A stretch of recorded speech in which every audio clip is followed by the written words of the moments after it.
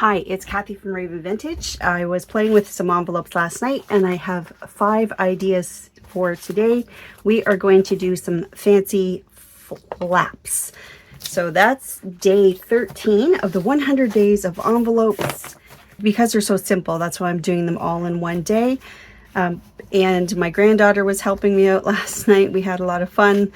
And these were all experiments, this whole bundle right here. So we are going to do all 5. And we'll see if any other ideas spur while we're doing it. I have some test prints. So I have some test prints from vintage wallpaper kits. I have test prints from the Heaven's Cottage junk journal kit. So there's a little bit of everything in here. I have, maybe that's it. Oh, and then I have a few from my newest kit. The basic journal pages. There's 5 in there now, 4, 5, 5. And this one's the distressed floral. So I have some of those as well. Okay, I don't know how much I will need, but let's get started. So the first one is using my texture boutique, my Sizzix. So I call this embossing. I do know, of course, that there is the other type of embossing with the products, but I guess, is this dry embossing? That's what I call it, dry, because there's nothing with it. It's, I don't know, what do you call it? I think it throws people off if I say embossing, because they're thinking I'm getting out the embossing liquid and the, I don't know. Actually, I don't own any of that stuff. And there's a few things, craft things, I do not own that might surprise you. I do not have a Big Shot. I don't have any die cuts. I don't have a jelly plate. I don't have any liquid embossing. I don't even know if that's the right term. But this little Sizzix texture boutique, it looks like a little purse. I love this little thing. I've had it for quite a while. And I have a lot of Christmas. I have 2 of these. I ended up with 2 of them, so I should probably do a giveaway. These are all Christmas related, and I have picked these up thrifting, believe it or not. And look at, I have die cuts, and I don't even have a die cut machine, so I should also gift those to someone. Maybe we'll do a draw when I hit 5,000 on YouTube. How about that? Let's do that. I'll give a few things away. Okay, so I think I have the one. Sorry, I've lost. See, I get talking and then I forgot what I was doing. It's okay to, I think it's okay to demonstrate with a Christmas folder. Why not? Why not? Okay. So the trick with this, I found, is finding the right size of envelope. So let's see what we have here. And I think if I had smaller envelopes, this would be better or easier. But basically, you just want to make sure that the envelope's going to fit through the slot of the texture boutique. Are there other similar machines other than this or the Big Shot? Are there other ones out there? I'm not aware of them if there are. So maybe you have a different kind. But I think this, I think this will work just fine. I didn't grab any other envelopes. What I have found, I just want to do some texture on just the flap, because that's what today is about, is flaps. So I found that basically what you want in between the sandwich of the embossing plate is just the flap. You don't want the envelope in there. So I tried it a couple ways. I tried bending that backwards and wrapping that around, because you're going to have this one little strip where there isn't any embossing. I suppose you could put I don't know. This is how this, if there's a way to do this that I'm not aware of, I don't know. I just was experimenting last night and this is what I came up with. So for the most part, I can use one plate and probably a shim. And it seems to work better when I have the plate on top and the shim underneath. It won't, this plate, that embossing folder won't work with two shims or plates. I'm not sure, what do you call them? But basically, now this, I'm going to struggle with this with, so bear with me. Oh, no, it fed right away. So it's going to feed that through. I thought it was going to be a gong show. It's okay. And I'm not sure what that's looking like from the top view, but so basically what we end up with is just the flap embossed. But see, there's that strip there. So you could, if you wanted to, fold it back a little more so that more of that is in the, let's try that with the next one. So that's the Christmas one. Here's a flower one. So let's try that. Let's fold this back about, I'm going to say that's like a 1/16 of an inch. Let's try it. And hopefully that crease won't show. So you see what I've done? I've creased it just beyond the normal crease of the envelope itself, just to fit more inside the plate here, or the folder, sorry. Let's try that. So simple idea. If there's a better way to do this, I'm unaware. Like I said, I was just experimenting. So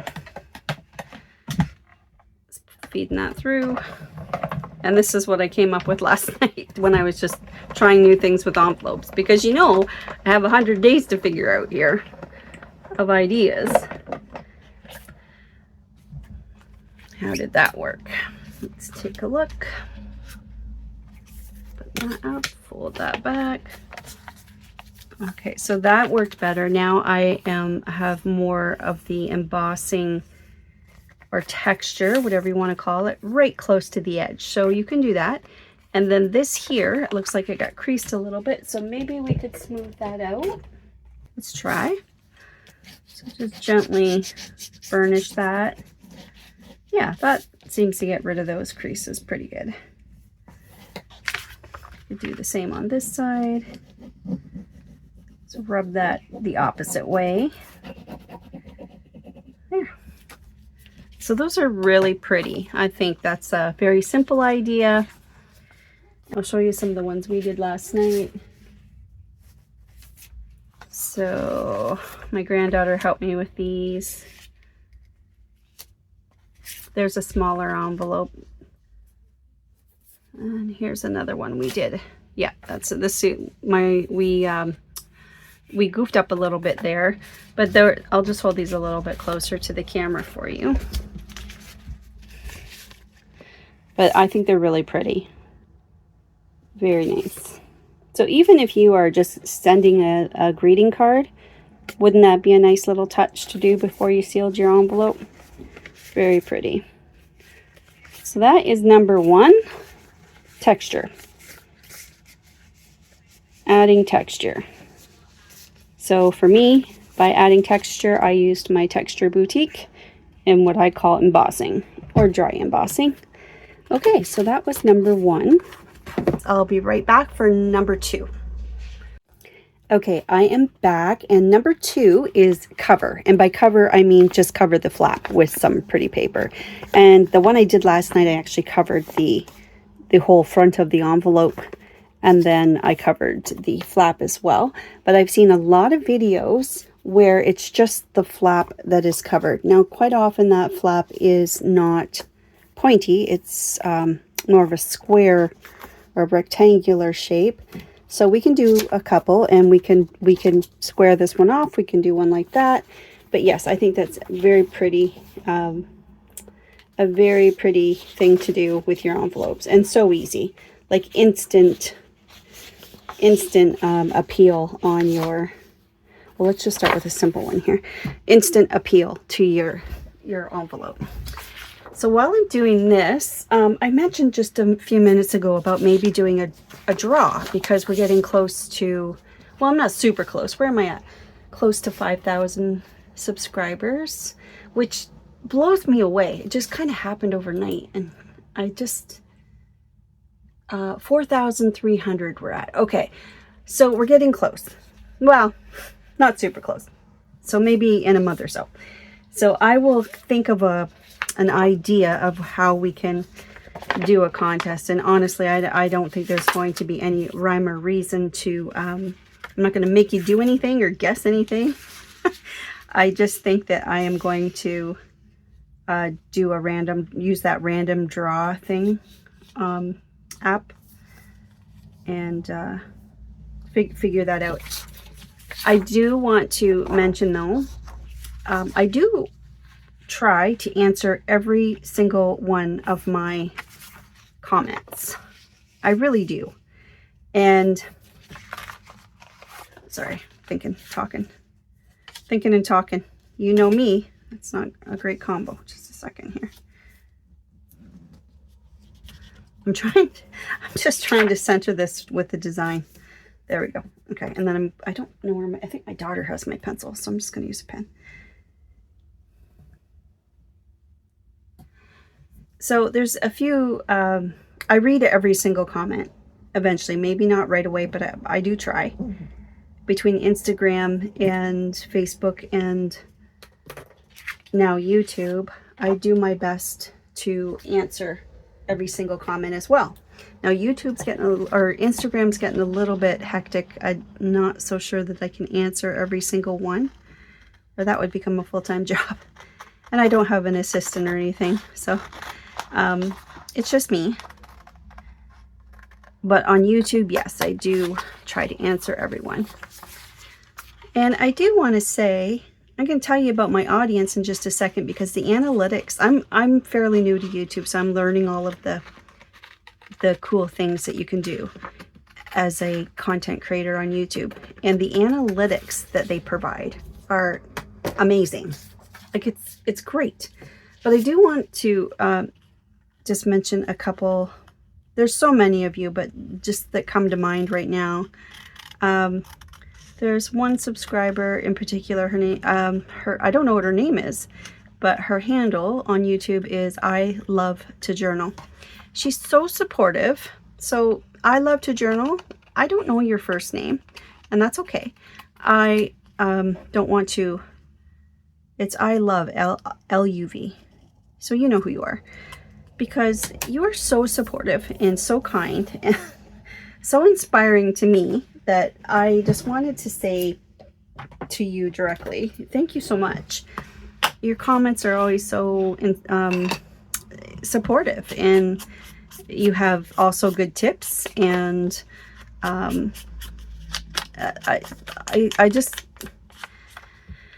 touched. I am. So I wanted to say thank you to you, I Love to Journal, for supporting me and for your wonderful comments. Thank you so very much.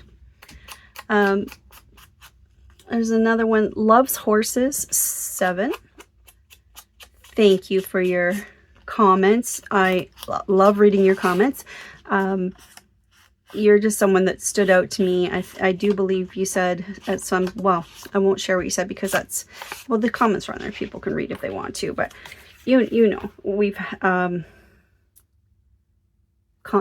commented back and forth, and I just want to say thank you, because again, I just find that support very touching, and I just think it's very kind. The fact that you take the time, Loves Horses 7, the fact that you take the time to write to me, I thank you. I just think that's really sweet. And also I get from commenters, subscribers, I get ideas on what you want to see.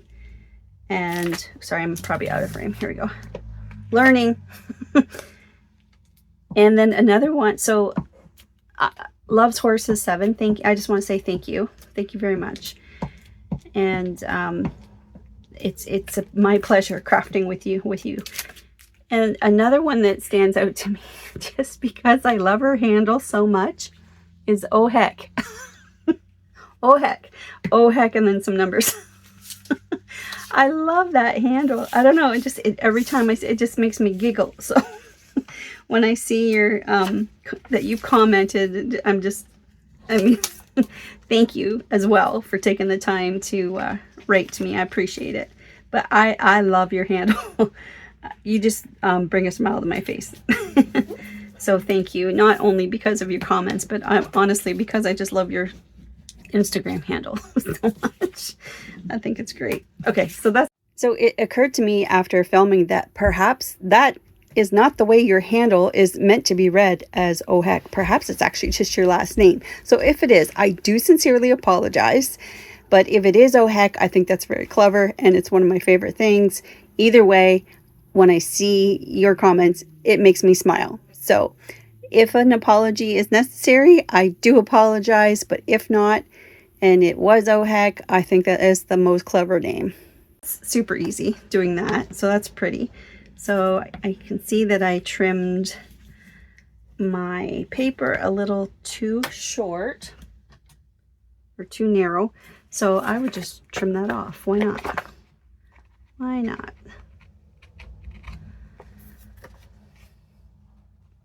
In the junk journal world, we can do things like this, right? Now, I'm sure you could use your pretty scrapbook paper. I'm just using Printables, printed on regular 20-pound copy paper or printer paper. What do you call it? I've always called it copy paper because working in administration, that's just the standard. I don't know. For me, it's the standard. But I don't copy with it. I print with it. You know what I mean. What do they call it when you buy it? I don't even know. Printer paper? Copy paper? Not even sure. Okay, so anyways, that is really just pretty on its own. And then perhaps if we inked the edges just to, as Cindy would say, vintagize that a little bit. Now, one little trick too is for the parts that are already sealed down, you can bend your envelope back a little bit so you get a raise. Can you see that where it's lifted a bit? If you can. It might be glued right flat, but if it's not, if you got the opportunity to, you can do that. So yeah, speaking of those analytics from YouTube, I'll just give you an idea of the things that YouTube likes to share with us. So I have my screen right here. So of course it tells me how many subscribers, it ranks my videos, which seem to be getting more views, that sort of thing. But the audience, when I look at the analytics of the audience, it tells me what other channels you enjoy watching or that you're subscribed to. Actually, it says channels your audience watches. So that's interesting. And that's how I find new creators to watch. So thank you for your recommendation, although you didn't necessarily recommend them. It's just that I see what you're watching and I think, oh, well, they're interested in that and they're watching me, so we'll probably have the same tastes. What else do we see here? What time of day you watch? Device type. I can even see what device type people are using. Isn't this, it doesn't tell me which of you are doing what. I have no idea what you do personally, but it does tell me what my audience, generally speaking, watch. So 40% on TV, 28% on their cell phone, that's 28% on the cell phone, 20% on a tablet, and I'm just rounding these numbers up, and 12% on the computer. And I fall into that category. I watch YouTube mostly on my computer, so my laptop. Isn't that funny? Most people watch them on TV. So see how we're all just a little bit different? I think we'll do this one this time. Just line that up while I quit talking for a second. Very good.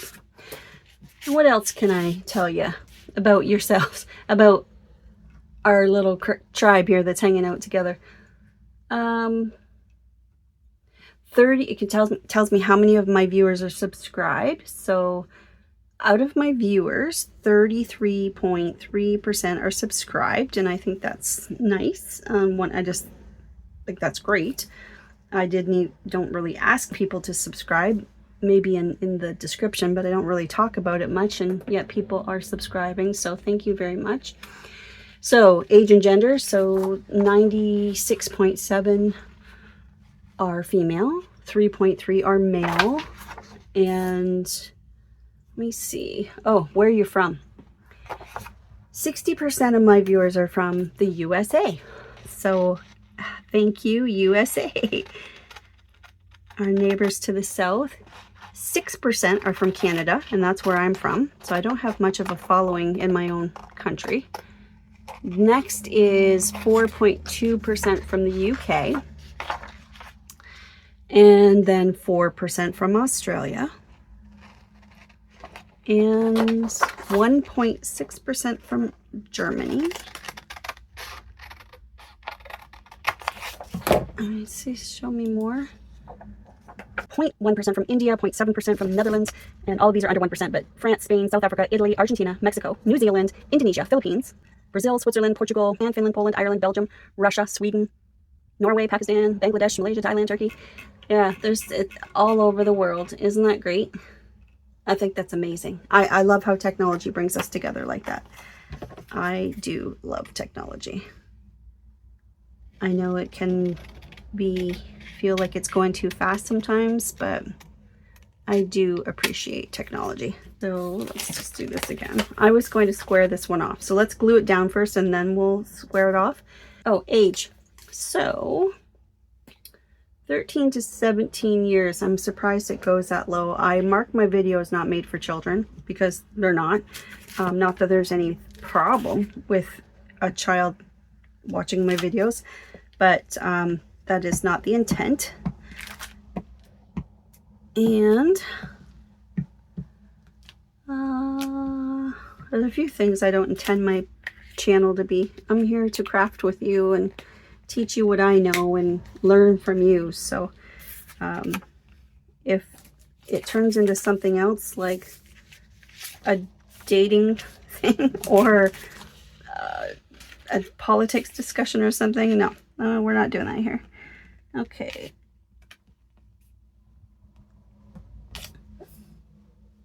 There we go.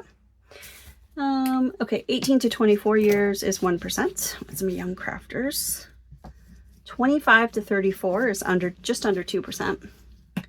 35 to 44 is 4.7%. And then 45 to 54 is where we start getting some bigger numbers. So if you're between the age of 45 and 54, that's 16.5%. And then my next biggest audience is the bracket I'm in, 55 to 64. 35.9% of my audience is my age, or in my age bracket. And then the largest viewership I have is age 65 plus at 39.7. Isn't that interesting? I think that's fine. It's good to know your audience. It's good to know what you're talking about. So obviously I'm not, in my discussions just in general, I'm obviously not discussing things like you know, like the best, you know, talking about kids and diapers and stuff. I have grandkids, so it's comforting to me to know that the audience I have is somebody that I would have coffee with or have tea with. Like, you are my age bracket. So I think that's really good info. Okay, so here we could just use the line of the wallpaper and cut along here. Just square that off. You could cut it right along there to square that off. But I would recommend, well, it's up to you. For me, I would glue my paper on first and then trim, because I want to see where, especially if it's a pattern paper, what's going to show up.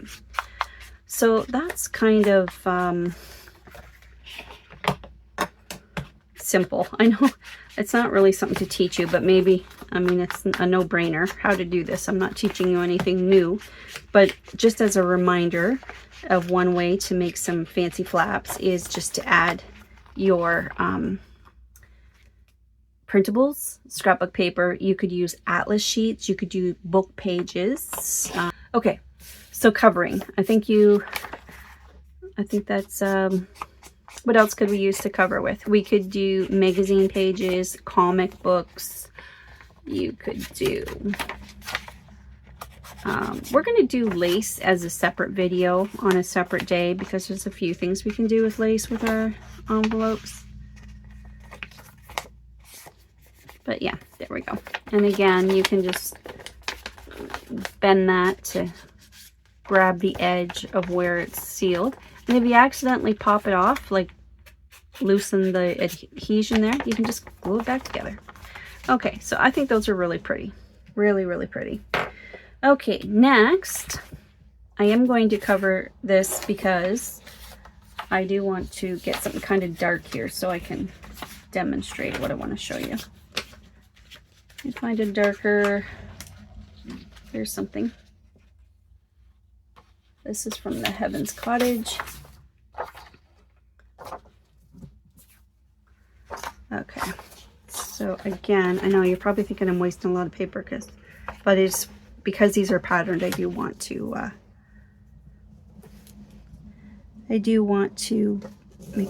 center it with the pattern that's on the paper, on the printable.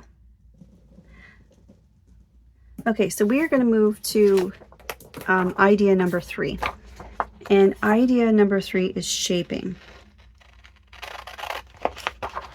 Or shape. So I guess we kind of did that by cutting the nose off of the last one there. We changed the shape. But I'm talking about fancy. Fancy. Like old vintage envelopes. When you think of envelopes. I just cleaned my mat. What do you clean your mat with? I just cleaned my mat with that awesome spray like you use on your Cricut mat. And then I tried with a Scrub Daddy or Scrub Mummy, whatever they're called. And then I tried a magic eraser after that. And it's still not quite, I'm going to have to work on it a little bit. I haven't used my mat in a while. But I've noticed I'm starting to get ink and stuff on my desk, so I need to use my mat more often.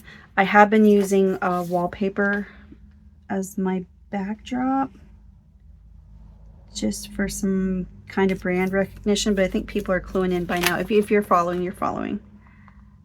Oops. Laid that down too quick.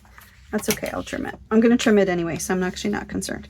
Okay, so when I'm talking about shape, I'm talking, let me show you some examples. By shape, this is what I'm talking about. Let's see if I can get a few out here.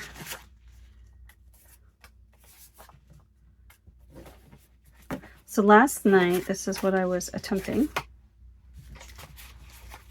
to maybe, I hope you can see. Let me get something here to show you. So you can see.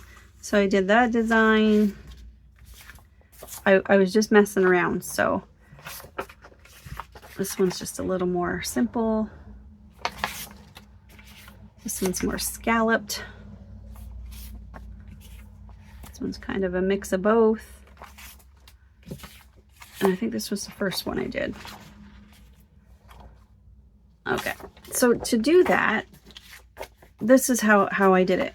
I basically folded my envelope in half, and that's when I found out that these are not squared the way they're made.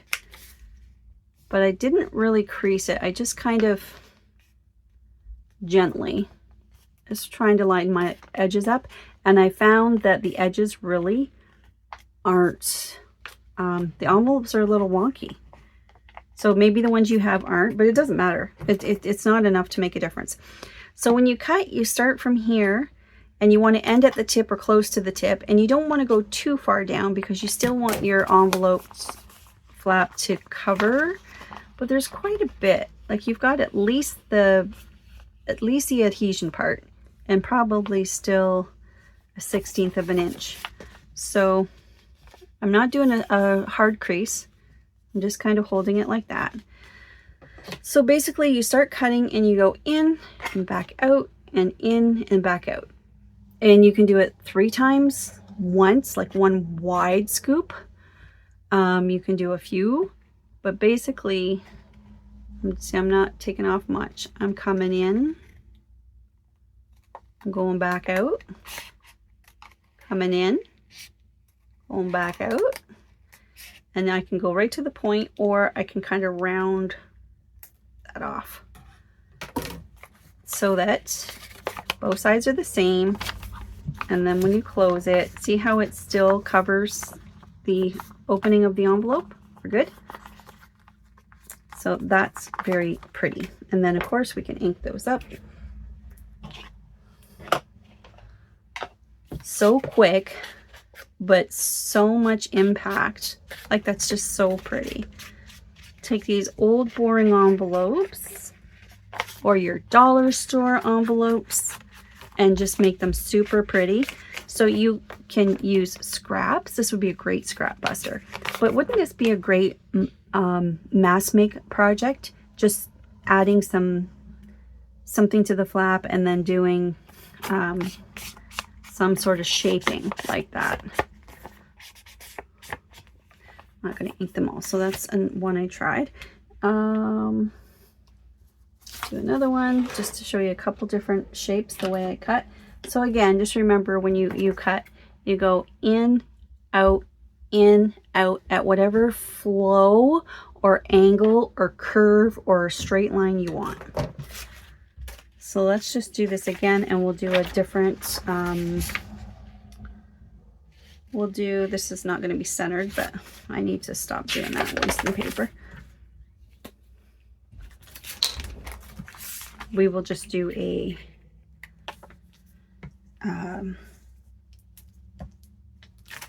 more of a, not so fancy this time. We'll do more of a straight line this time. Actually, maybe I will just try to center this a little bit. Oh, I didn't even trace it this time. Oh my goodness, Kathy.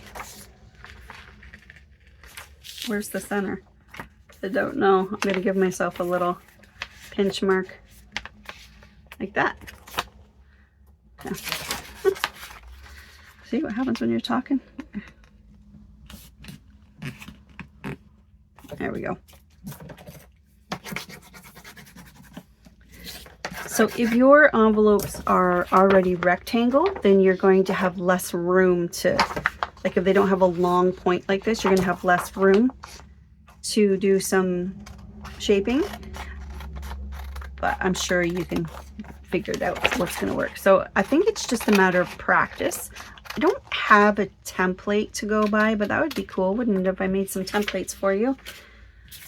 That would be cool. I have some, I've just started doing some dollar deals or discount type of discount items on my Etsy shop. Just some, you know, little basic things that we all need. They're cheap. They're like $1 or $2, something like that. And I will be putting some templates up soon, so maybe that's one I will add. Okay, so like I said, we're just going to gently fold this in half. You match up your two sides here is probably the best thing if you don't want to worry about the whole bottom. Okay, so I'm thinking more like this guy here.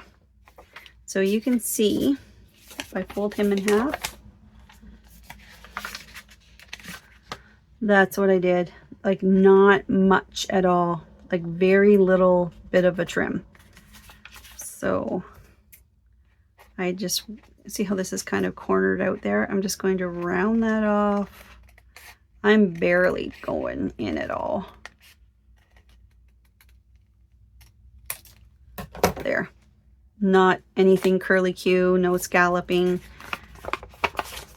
But that's pretty basic. But still a lot more interesting than this, right? That's another shape. Now let's do a scalloped one. One more, and then we'll move on to the next idea. I talk about printables a lot because that's mostly what I do. Is I'm a printables designer. So if you haven't noticed, I do talk about printables a lot. Okay. Again, I'm just going to match up these two lines here. And then I'm going to do a little extra. So I'm going to scallop.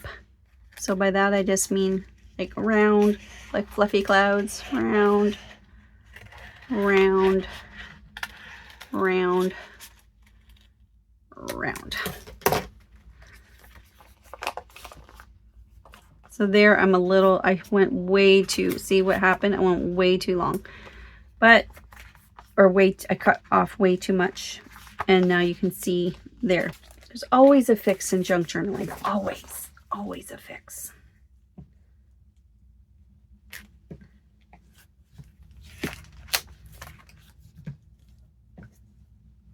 Let's add some glue here, a little glue here, a little glue there. And then we will, love those pretty blue roses. I think that feels like it's upside down.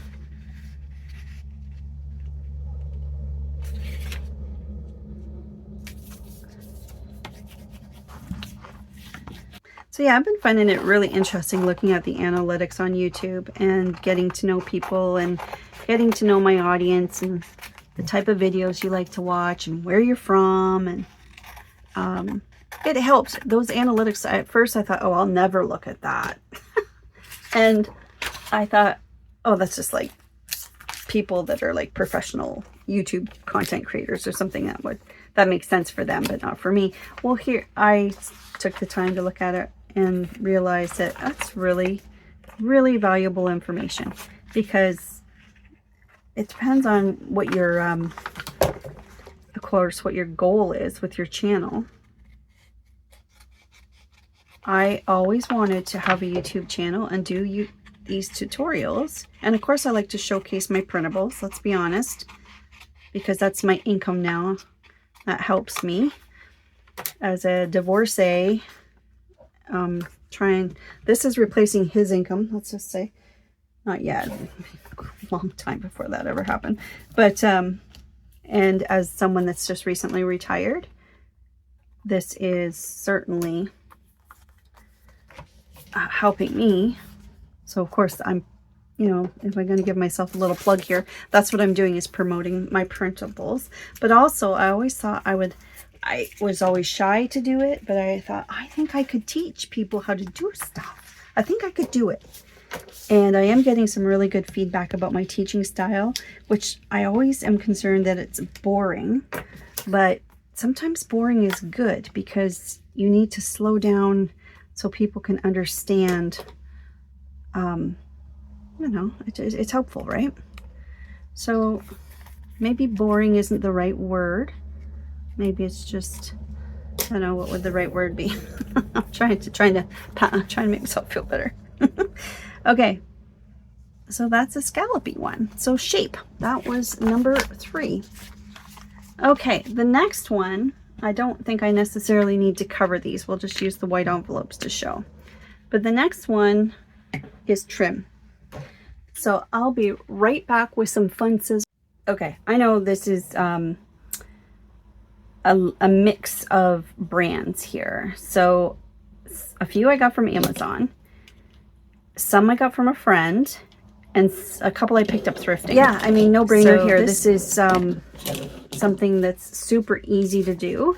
It takes a little bit of patience to get the angle right, and sometimes your scissors have to be facing. So for example, this is a really good one. So if you cut, let me just get a piece of paper and show you. If you cut one way, you get the scalloped edge, but if you cut it on this side, you're getting waves and pointies.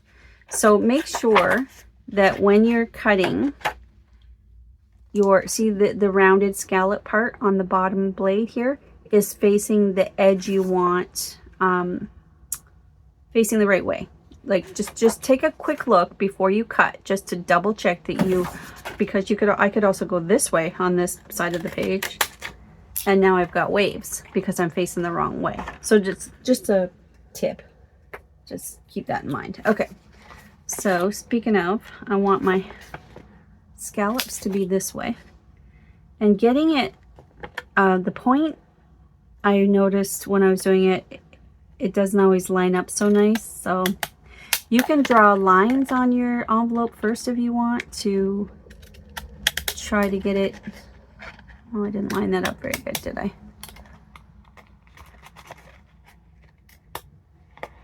There we go.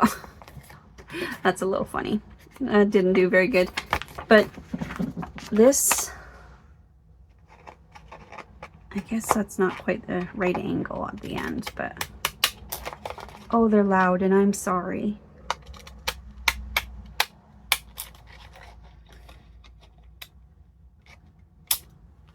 That's kind of funny. That's what I meant. Like, it's kind of hard sometimes to get the top, so you might need to do a little bit of trimming to balance out your end, or use your corner rounder or something. But very pretty. Again, very quick way to make your envelopes way more interesting. You could also ink those edges so they show up nice, and just ink your envelopes. That. Let's try this antique one. Let's see what that looks like. Kind of interesting. It's going to give us some sort of a decal edge, I can tell. So I'm looking, it doesn't matter in this case which direction because they're both edges are deckled. Oh, this one's cool. I like that. I like that very much. It's going to help you make your envelopes look aged. How cool. Whoops. How cool is that? I like that one. I'll have to maybe put those in my tool caddy. Use that more often. Oh, look at that. Isn't that neat? I really like that. So I think if you don't have these craft scissors, I think a lot of scrapbookers do, but if you don't, I think this is a good investment to have just a few things, because they're not very, they're affordable for as far as tools go. And look at all, like, can you imagine all the things you can do with journal cards and all the things? Like the postage ones I use the most. They have the postage, like it looks like a postage stamp. I use those probably the most out of any of these, but this one I'll probably use more. And let's see what this lace one's all about. Oh, that's pretty. Very pretty. So yeah, just trimming the edges of your flaps. And of course, when you have to move your scissors, you just want to line up like this round with something that's already rounded to help you line your scissors up. So as if you're going to cut right there where it already was cut. You know what I mean? Like line your shape up. That's really pretty. I like that one. I'll just ink it so you can see it a little better. So that one was called Lace. Oh, I might have to keep those out handy too. That's really pretty. So there's 3 different, using trimming with scissors, 3 different ways to do the envelopes. And of course you could cover them first and then trim them. So those are cool. Okay, so let's put these away and move on to number 5. So you may have guessed this already. And number 5 is punch. So I have these punches that are in a box that are like zone 12. Like they're so far away from me, I don't ever use them. They're in a box. I probably have another 3 or 4 like this, but I never use them. So again, if you're a scrapbooker, you probably have these. So I did get 2 from a friend, and I think I picked a few of them up thrifting, and then I quit doing that because I don't use them. I just don't think to use them. But I did think of you doing it for this. So if you use these, you know what it's like when you're trying to line up your paper to continue down the edge. You have to line it up where you were before. A little bit hard to do on an angled flap, but let's try it. So this might be terrible, but let's just, like, I don't even know. I'm trying to get this edge into the punch without punching into the envelope. So it's a little hard to get it just right. And this, I don't have a whole lot of hope for this, but oh, that's not too bad. That's pretty close to the edge. Actually, it's right on the edge. Good job, Kathy. Okay, that's better than I expected. Okay, so I'm lining up that lace on the